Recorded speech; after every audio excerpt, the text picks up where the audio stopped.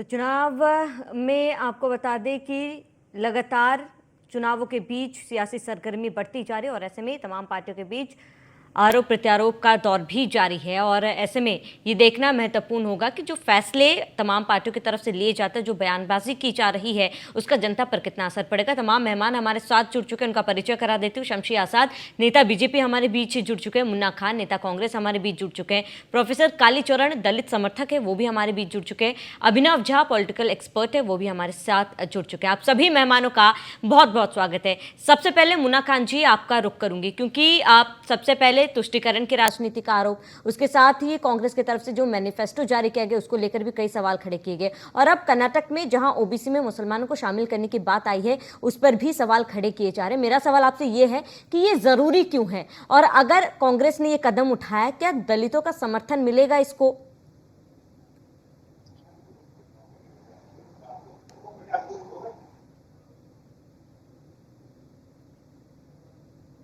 मुन्ना खान जी, आप तक मेरी आवाज पहुंच पा रही है?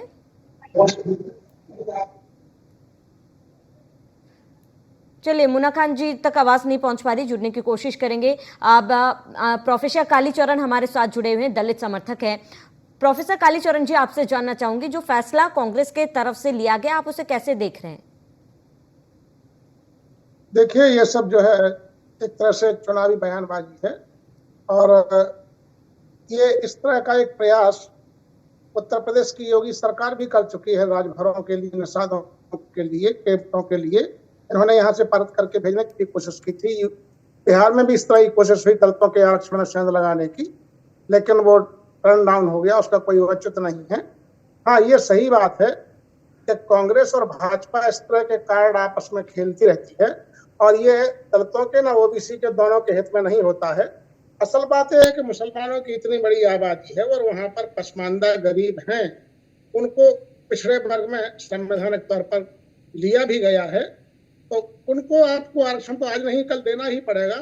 इस धर्म के आधार पर नहीं, आरक्षण के आधार, जब जब सवर्णों को आरक्षण मिल गया है एक तरह से आर्थिक आधार पर, तो वहां भी बहुत बड़ी जमात है। या तो हम सवर्णों का 10% आरक्षण समाप्त कर दें, जो कि गलत है, आज भी गलत है। तो जब वहां भी तो आखिरकार उच्च वर्ग, तथाकथित उच्च वर्ग के लोग किसी धर्म संप्रदाय के ही तो हैं, उनको 10% आरक्षण दिया गया है। तो ये सवाल है कि इस तरह की सुगफेबाजी करने से कोई औचित्य नहीं। दूसरी बात यह है कि इतनी बड़ी आबादी है, तो इसको संविधान के द्वारा जो तय किया गया 50% की सीमा रेखा, उसको पार करना ही होगा। क्योंकि बहुत बड़ी आबादी को जब आप लाभार्थी बनाए जा रहे हैं और सबको दे रहे हैं, क्योंकि जब सवर्णों को आरक्षण मिल गया है, तो मैं समझता हूं कि किसी भी प्रकार के आरक्षण को देने का कोई अनुचित नहीं रह जाता है। एक तरह से यह सब कवायद जो है आरक्षण को, दलितों का आरक्षण और ओबीसी का आरक्षण, उसको समाप्त करने की ओर ये सब कसरत है। ये इस तरह की मशक्कत करते रहते हैं। दूसरा यह है कि सचमुच में यदि ओबीसी के हितैषी हैं तो सब जगह ओबीसी को भरना चाहिए। तो 10 साल शासन किया है भाजपा ने, 10 साल शासन किया है, ना कुलपतियों में नियुक्ति है, ना सेंट्रल यूनिवर्सिटी में नियुक्ति है, कहीं कोई नियुक्ति नहीं हो रही है। तो ये सब बेकार की बातें हैं जो ये उड़ाते रहते हैं। और माननीय प्रधानमंत्री जी प्रधानमंत्री के रूप में भी इस तरह का धार्मिक उन्माद फैलाते रहते हैं, जो कतई गलत, बिल्कुल एकदम गलत है। भाई कोई मंत्री कहे तब चल भी जाता है, लेकिन एक प्राइम मिनिस्टर के रूप में आप चुनाव प्रचार में है, वो सही बात है। लेकिन इस तरह का कभी मंगलसूत्र, कभी इस तरह के इशू लेकर के प्रधानमंत्रियों को, तो इस तरह का पिछले इतिहास नहीं रहा है कि प्रधानमंत्री इतने माने नीचे स्तर पर जाकर के भाषा का इस्तेमाल करते हो और खुद ही उन्माद फैलाने की कोशिश करते हो। ये कतई, मतलब ये एक लोकतंत्र के लिए बहुत खतरनाक है, और एक सभ्य सुसंस्कृत विकसित राष्ट्र के लिए तो कतई ठीक नहीं है। कालीचरण जी, मतलब आप ये कह रहे हैं कि कोई मुद्दा नहीं जो उठाया जाना चाहिए, लेकिन मेरा सवाल आपसे ये है कि जो फैसला कर्नाटक में लिया गया है, तमाम ओबीसी जो आरक्षण ओबीसी को मिलते थे, अब वही आरक्षण मुसलमानों को भी दिया जाएगा, मुसलमानों को ओबीसी में शामिल कर लिया गया है। मतलब आप इन तमाम चीजों का समर्थन कर रहे हैं? समर्थन की बात नहीं है। समर्थन मैं ये कह रहा हूँ कि प्रकारांतर से आपने जब 10% सवर्णों को आरक्षण दे दिया है, तो आपको आरक्षण की सीमा बढ़ाना पड़ेगी। आरक्षण की सीमा बिल्कुल बढ़ाना पड़ेगी, और उसमें जो भी गरीब लोग हैं, पसमानदा हैं, उन सबको, वो किसी भी धर्म के, उनको लेना पड़ेगा। जब सवर्णों को, माने आपने ब्राह्मण बनियों, इन सबको जब आरक्षण दे दिया है, 10 माने मुश्किल से 10% उनकी आबादी हो, 10% ही आरक्षण, गजब। तो मतलब इससे कालीचरण जी कहीं ना कहीं आपका हक जो है, आपको लग रहा है ये छीना जा रहा है, क्योंकि बीजेपी आरोप लगा रही है कांग्रेस पर। हाँ, बिल्कुल बिल्कुल नहीं, मैं तो कह रहा हूँ कि भाई आरक्षण जब जब 10% आरक्षण सवर्णों को दे दिया गया है, तो भाई आरक्षण सबको दे दो। वे ठीक ही कहते हैं, कांग्रेस कह रही है कि जाति जनगणना करा लीजिए। ठीक है, ठीक तेजस्वी है ने भी कालीचरण कहा है जी। कि जनगणना कर, इसका जिसकी इसका इतनी सवाल हम भागीदारी है उसको बीजेपी कर नेता से लीजिए। लेंगे। कालीचरण जी लौटते हैं आपके पास। मुन्ना खान जी आपका रुख करूंगी। पहले कांग्रेस पर तुष्टिकरण की राजनीति का आरोप लगाया गया, उसके बाद कांग्रेस की तरफ से जो मैनिफेस्टो जारी किया गया उस पर भी कई सवाल उठाए गए, और अब कर्नाटक में जो फैसला लिया गया है इस पर भी सवाल उठाए जा रहे हैं। ऐसे में आपको लग रहा है कि दलितों का समर्थन मिलेगा अगर कांग्रेस ये फैसला लेती है? देखिए, सवाल आपने मैनिफेस्टो का किया, मैं आपको बता दूं, ये मैनिफेस्टो ऐसे तैयार नहीं है। इस मैनिफेस्टो को तैयार करने के लिए हमारे राष्ट्रीय नेता ने, श्री राहुल गांधी जी ने 10,000 किलोमीटर की पैदल यात्रा की, गरीबों के दर्द को समझाया, मजदूरों के दर्द को समझाया, किसान के पीड़ा समझाया, सारी समस्याओं को देखते हुए उसके बाद ये मैनिफेस्टो तैयार हुआ। ये मैनिफेस्टो को कोई भी दल इतने हल्के में न ले। ये मैनिफेस्टो एक लहू से सींचा गया है। 4,000 किलोमीटर पैदल चलने के बाद जो लोगों के पांव छिल गए हैं, जो लोगों ने दर्द महसूस किया है, तो हिंदुस्तान में मैनिफेस्टो बना है। और यही कारण है कि आज भारतीय जनता पार्टी की नींद उड़ी हुई। भारतीय जनता पार्टी को पता है कि ये श्वेत क्रांति लाने वाली मैनिफेस्टो है। भारतीय जनता पार्टी को पता है कि इतिहास में पहली बार किसी दल ने एक अच्छी नियत से इतनी बेहतरीन मैनिफेस्टो बनाई है, जिसमें युवाओं की बात है, रोजगार की बात है, विकास की बात है, किसान की बात है। मैं चैलेंज करता हूं भारतीय जनता पार्टी के प्रवक्ता को, उसके मैनिफेस्टो में अगर रोजगार नाम का रॉ शब्द भी है तो बताए, महंगाई शब्द का म है तो बताए, उत्पीड़न का ऊ शब्द भी है तो बताए। ये कैसा मैनिफेस्टो देश के लिए? न महंगाई है, न बेरोजगारी का जिक्र है, न रोजगार का जिक्र है, न व्यापारियों का जिक्र है, न उन पीड़ित महिलाओं का जिक्र है, न किसान का जिक्र है, न बॉर्डर का जिक्र है। तो सिर्फ और सिर्फ शमशान, कब्रिस्तान और हिंदुस्तान पाकिस्तान मैनिफेस्टो में लिख जाने से भारतीय जनता पार्टी की सरकार अब नहीं बन रही। 2014 में बनी, मानते हैं। 2019 में इन्होंने धोखे से बना ली, ये भी मानते हैं। लेकिन मित्र को मैं बता दूं, वो साल दूसरा था, ये साल दूसरा, अब नहीं बनने वाली। ठीक है मुन्ना जी, लेकिन कर्नाटक में जो फैसला लिया गया है कि ओबीसी वर्ग में जो लोग आते हैं उनको जो आरक्षण मिल रहा है वही मुसलमानों को मिलेगा, ओबीसी वर्ग में मुसलमानों को भी शामिल किया जा रहा है। आपको लग रहा है दलितों का समर्थन मिलेगा इस फैसले पर? क्योंकि बीजेपी तो साफ तौर पर आरोप लगा रही है इस्लामीकरण का। देखिए, बीजेपी का काम है आरोप लगाना। पहले कांग्रेस के मैनिफेस्टो को जिन्ना से जोड़ा गया, उसके बाद वो पता नहीं किस किस संगठन आतंकवादियों के साथ जोड़ा गया। फिर कितने बच्चे हैं, प्रधानमंत्री, देश के प्रधानमंत्री ने कहा कि ज्यादा बच्चे देने वालों को मिलेगा। तो प्रधानमंत्री तो खुद 7 बच्चे हैं उसके बाप माँ ने पैदा किया। 7 भाई बहन तो प्रधानमंत्री खुद है, इनके ज्यादा बच्चे नहीं है। इनके बच्चे क्या पाकिस्तान से आकर के लोग पैदा कर दिया? देखिए, व्यक्तिगत टिप्पणी नहीं करते मुन्ना जी, व्यक्तिगत टिप्पणी नहीं करते हैं। ठीक है, मैं लौटूंगी आपके पास। मुन्ना खान जी लौटूंगी आपके पास। शमशी आजाद जी आपका रुख करूंगी, क्योंकि देखिए बीजेपी ने तमाम आरोप कांग्रेस की तरफ से लगाए, अभी मुन्ना खान जी ने भी जिक्र किया, और इसके साथ ही कांग्रेस की तरफ से वरिष्ठ नेता जयराम रमेश ने आज प्रेस कॉन्फ्रेंस भी की। उन्होंने साफ तौर पर कहा है कि जो 50 पन्नों का मैनिफेस्टो, यहाँ पर कोई भी इस तरीके का जिक्र नहीं किया गया जो सवाल और आरोप बीजेपी लगा रही है। तो आप ये आरोप, ये सवाल कांग्रेस से कर रहे हैं, उसका आधार क्या है? क्योंकि किसी भी मैनिफेस्टो में आरक्षण को लेकर भी जिक्र नहीं किया गया, कांग्रेस की तरफ से कहा जा रहा है। कांग्रेस पार्टी ने अभी जो कहा है कि हम अल्पसंख्यक समाज को ओबीसी में लाएंगे और उनको आरक्षण देंगे, तो ये जब 70 सालों तक इन्होंने राज किया तब इनको अल्पसंख्यक समाज की याद नहीं आई, तब इन्होंने अल्पसंख्यक समाज के लिए आरक्षण की बात नहीं की, तब इन्होंने अल्पसंख्यक समाज को अगर 10% भी दिया होता, 5% भी दिया होता, तो आज अल्पसंख्यक समाज देश में कहीं ना कहीं दिख रहा होता ना। अब इधर से 10 साल में अल्पसंख्यक समाज इस वजह से क्या, इनके जिस पर ये राजनीति क्या करते थे, जिसको डरा कर, दबा कर, फिसला कर, बहला कर, भ्रमित करके कि भाजपा से बचे रहो, भाजपा से डरे रहो, भाजपा आरएसएस की शाखा है, बजरंग दल की शाखा है, ये आ जाएंगे तो आपका वोट का अधिकार छीन लेंगे, आपको मकान से बाहर कर देंगे, बेदखल कर देंगे, पाकिस्तान भेज देंगे। तरह तरह की भाषाएं, तरह तरह के जो भावनेवादी अल्पसंख्यक समाज से करते रहे और उनका वोट लेते रहे। लेकिन हुआ क्या? हुआ ये कि 2014 में क्रांतिकारी नेता मोदी के रूप में जब हिंदुस्तान में प्रधानमंत्री का चेहरा बनकर उभरा, तो देश को लगा, देश की जनता को लगा कि इसके ऊपर भी एक बार विश्वास करके देखा जाए। और एक बार विश्वास किया दूसरी बार विश्वास किया। अब ये विश्वास इतना बढ़ता चला जा रहा है कि विपक्ष जो है ये कहीं से टिकता हुआ दिख नहीं रहा है। ये एक ऐसी आंधी बनकर निकला है कि इसमें राहुल गांधी हो, प्रियंका गांधी हो, सोनिया गांधी हो, जितने गांधी है इस आंधी के सामने कोई टिकने को तैयार नहीं है। इसलिए इनके नेता तरह तरह की भाषाएं, कोई कहता है कि मंगलसूत्र ले लिया जाएगा, फिर कहता है इनकी प्रॉपर्टी लूट के दूसरों को दे दी जाएगी, और इनके यहाँ एक भाषण निकल रहे हैं कि अमेरिका में विरासत नामा जैसे है वैसे यहाँ पर भी लागू होना चाहिए। तो इस तरीके की भाषाएं इस वजह से दी जा रही है कि विपक्ष के सामने न मुद्दा है और न जनता का समर्थन है। जहां पर भी ये प्रत्याशी के रूप में जा रहे हैं, अभी तो उत्तर प्रदेश में शुरुआत हुई है, अभी पहले फेज में पहले चरण में इन्होंने देखा कि किस तरीके से समाजवादी पार्टी और कांग्रेस के प्रत्याशियों को जनता ने दौड़ाया है। जनता ने कई गांवों में घुसने नहीं दिया है।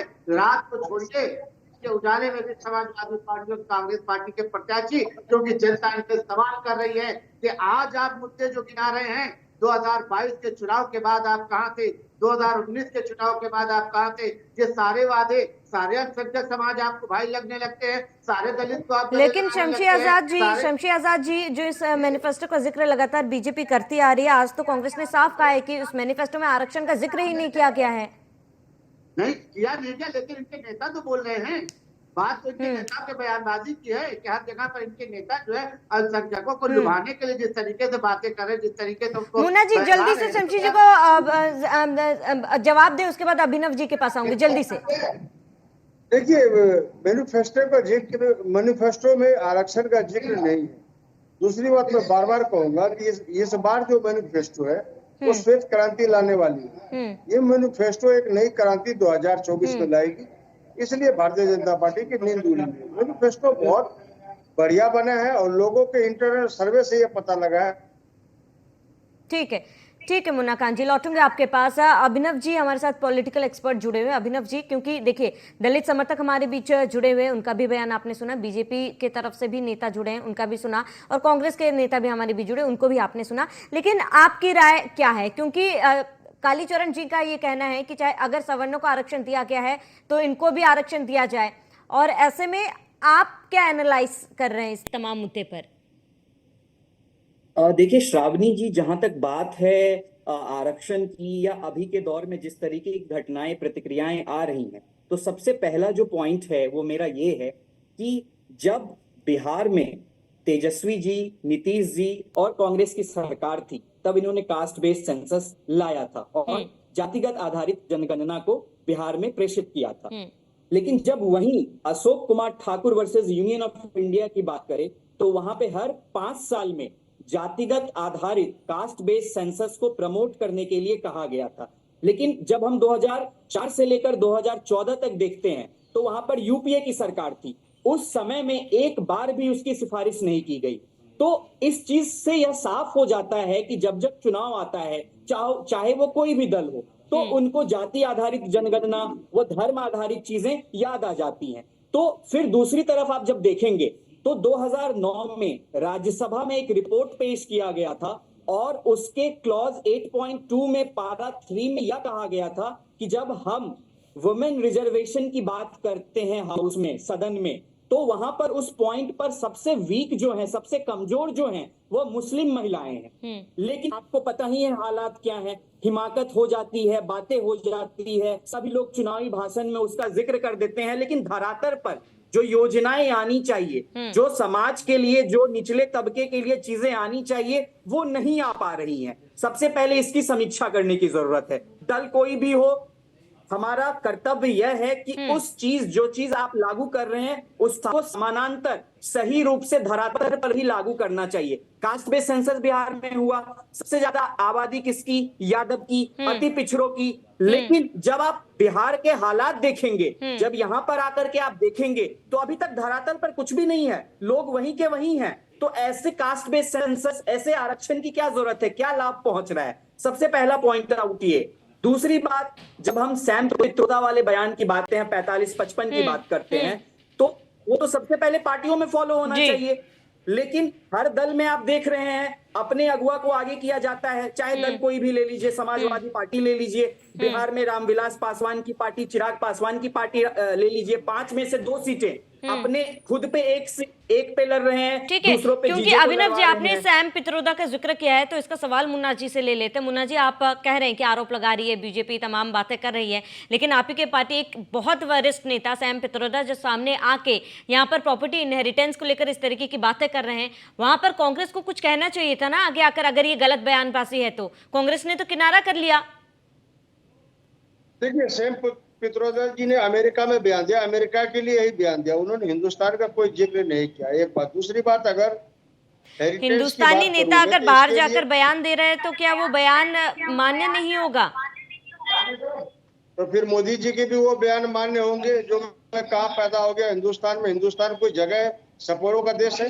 फिर भारतीय जनता पार्टी क्यों कहती नहीं बाहर दिया गया बयान का, हिंदुस्तान से कोई लेना देना नहीं है। तो कोई गलत कर रहा है तो हम भी गलत करेंगे। मैं यही तो कह रहा हूँ, मतलब देश के प्रधानमंत्री गलत कह रहे हैं। दूसरी बात, मैं बार बार कह रहा हूँ, अगर ये कानून इतना गलत है तो फिर 1996 1999 में भारतीय जनता पार्टी ने अपने मैनिफेस्टो में क्यों लाया? दूसरी बात, उसका जो इनका IT सेल का अध्यक्ष है अमित मालवीय, उन्होंने क्यों सपोर्ट किया?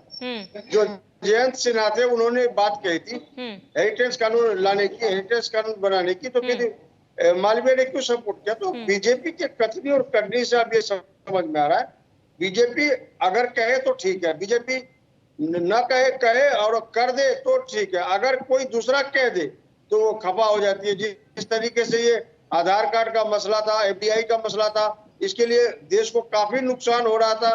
2013 में झूठ पड़ोसे जा रहे थे और जैसे 2014 में सरकार बनी, सबसे पहले FDI को लागू किया गया, आधार कार्ड को लागू किया गया, सारे कनेक्शन लागू किए गए। मनरेगा का विरोध कर रहे थे देश के प्रधानमंत्री चाय वाले चचा, दोबारा उसकी सरकार बनती, इन्होंने लागू करने का काम किया। तो भारतीय जनता पार्टी के कथनी करनी में जो फर्क है देश की जनता समझ रही है, इसीलिए इनके कैंडिडेटों के ऊपर लाल जूतों की बरसात शुरू हो गई। ठीक है मुन्ना जी, ठीक है, समय की कमी है हमारे पास। कालीचरण जी, एक छोटा सा रिएक्शन आपसे जानना चाहूंगी, क्योंकि आपने साफ अपने शब्दों में कहा कि अगर सवर्णों को आरक्षण दिया जा रहा है तो ये भी सही, लेकिन आपसे मैं ये छोटा सा सवाल ये है कि क्या इन तमाम फैसलों से जो OBC में लोगों को शामिल किया जा रहा है उससे क्या असर OBC वर्ग के लोगों पर पड़ेगा? देखिए, पहले तो कुछ होने वाला नहीं है, जब काल्पनिक प्रश्न है, ये सब फिजूल की बातें हैं। देखिए, अभी भाजपा के प्रवक्ता कह रहे थे कि उनके मैनिफेस्टो में ये नहीं है, लेकिन उनकी मंशा जाहिर में बयान हो रहे हैं। तो इस तरह तो भाजपा के मैनिफेस्टो में भी नहीं है कि हम संविधान का संशोधन करेंगे, लेकिन बयानबाजी लगातार नेताओं के द्वारा हो रही है कि हमको 400 के पार दीजिए, 2/3 बहुमत में संविधान बदलना है। इस तरह के उत्तर प्रदेश के तमाम जगहों पर जो है टेंशन चल रहा है। खुद माननीय प्रधानमंत्री को, गृह मंत्री को आकर के इस पर जवाब देना पड़ा। तो ये तो सब चुनावी स्टंट हैं, चलते रहते हैं। तो इनको ज्यादा न जनता सीरियस लेती है, ना लेना चाहिए। और मोदी जी तो बहुत जिम्मेदार, मतलब उससे बड़ा जिम्मेदारी पद का क्या होगा प्रधानमंत्री का। उन्हें कम से कम चुनाव, भले ही चुनाव का माहौल है, लेकिन हर स्तर पर अपनी भाषा का सुधार करते हुए। ठीक है कालीचरण जी, समय की कमी है हमारे पास, चर्चा को यहीं पर रोकना चाहूंगी। जुड़ने के लिए बहुत बहुत शुक्रिया। अभिनव जी, आपका जुड़ने के लिए बहुत बहुत शुक्रिया। शमशी आजाद जी, आपका भी शुक्रिया। मुन्ना खान जी, आपका भी जुड़ने के लिए बहुत बहुत शुक्रिया। तो